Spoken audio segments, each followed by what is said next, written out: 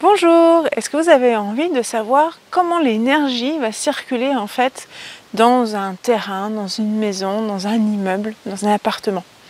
Je vous propose en fait de découvrir le Feng Shui. Je suis Christelle Barbier, géobiologue, praticienne chamanique, bioénergéticienne et consultante Feng Shui. Et voilà, je vais vous proposer en fait de découvrir un petit peu les bases, comment le Feng Shui est né et comment en fait l'utiliser dans notre vie de tous les jours. Donc le Feng Shui, en fait, il est né 2000 ans avant Jésus-Christ, en même temps en fait que l'astrologie chinoise et que le I Ching. C'est sous l'empereur Jaune Yang Ti qu'il est né. Et donc du coup, les Chinois, ils ont d'abord commencé à regarder comment l'énergie circulait en fait dans la nature, comment il arrivait à circuler dans les montagnes, au niveau des fleuves, au niveau des chemins, etc. Et du coup, après, en observant, ils se sont rendus compte aussi que les éléments permettaient de jouer en fait avec les énergies. Donc, entre autres, ils se sont rendus compte que le vent dispersait l'énergie, le chi, qu'ils appellent, mais aussi, par contre, on va avoir l'eau qui va réussir à le capter et à le recentrer. Donc, c'est pour ça d'où vient le terme Feng Shui, vent et eau.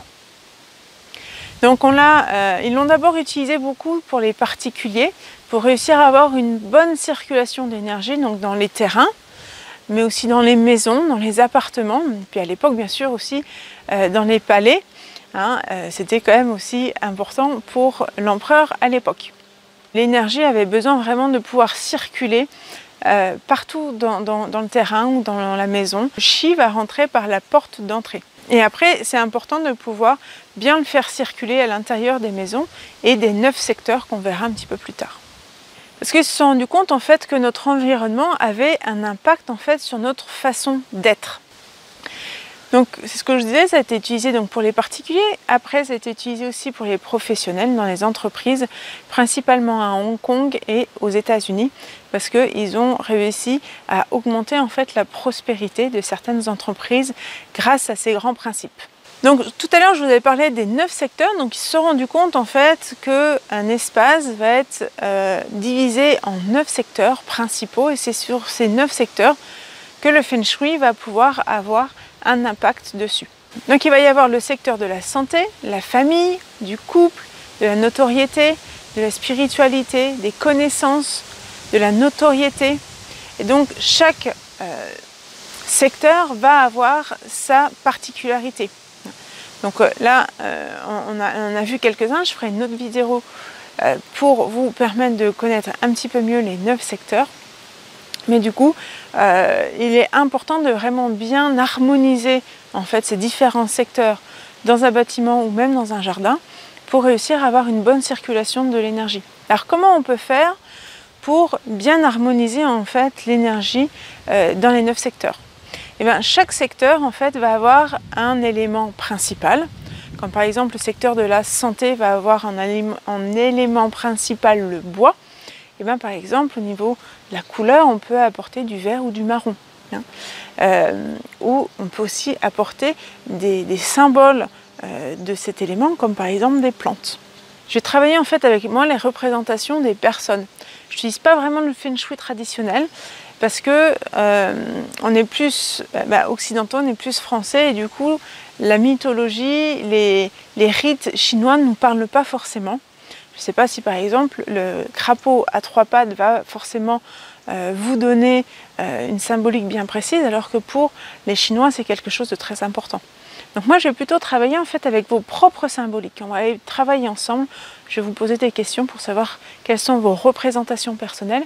Et du coup on va vraiment travailler avec vos propres représentations. Par exemple si on reprend l'exemple de la santé, quelle va être votre représentation de la santé? Est-ce que ça va être quelqu'un qui va courir? Est-ce que c'est quelqu'un qui va manger des fruits ou des légumes? Enfin voilà, on va vraiment travailler pour avoir un environnement, une maison, un jardin qui vous ressemble à vous et pas forcément quelque chose qui va être complètement tiré de la tradition chinoise. Donc on essaye vraiment, j'essaye vraiment d'allier en fait les deux, la tradition chinoise mais aussi votre façon de vivre, votre façon d'être, pour que vous puissiez vraiment prendre en main en fait votre intérieur ou en tout cas votre terrain et de voilà, vraiment pouvoir faire vivre ensuite après mon passage chaque secteur, parce que par exemple si on prend le secteur des projets, peut-être que le jour où je passerai, vous aurez plutôt tel ou tel type de projet, et peut-être que dans 2 ans, 3 ans, 4 ans, vous aurez peut-être d'autres projets. Et donc là, je vais vraiment vous permettre de comprendre comment faire évoluer votre intérieur en fonction de qui vous êtes et comment vous allez évoluer dans votre vie. Donc c'est vraiment quelque chose qui est complémentaire par rapport à la géobiologie, parce que la géobiologie va vraiment nous permettre de savoir quels sont les phénomènes qui ont un impact sur la santé. Le Feng Shui, moi je dis que c'est un petit peu la cerise sur le gâteau, c'est vraiment, ça va nous permettre de bien finaliser cette circulation de l'énergie. Et du coup, souvent les gens disent, voilà, c'est vrai que la géobiologie, ça nous a permis de nous sentir bien, mais quand on a mis en place le Feng Shui, eh ben, ça va vraiment nous aider à sentir cette harmonie générale en fait dans la maison. Moi, je discute en fait avec les gens pour que leur Feng Shui de chez eux puisse vraiment leur ressembler. Voilà, si cette vidéo vous a plu, n'hésitez pas à la partager et puis à vous abonner à la chaîne pour pouvoir ne rien louper des prochaines vidéos. À bientôt!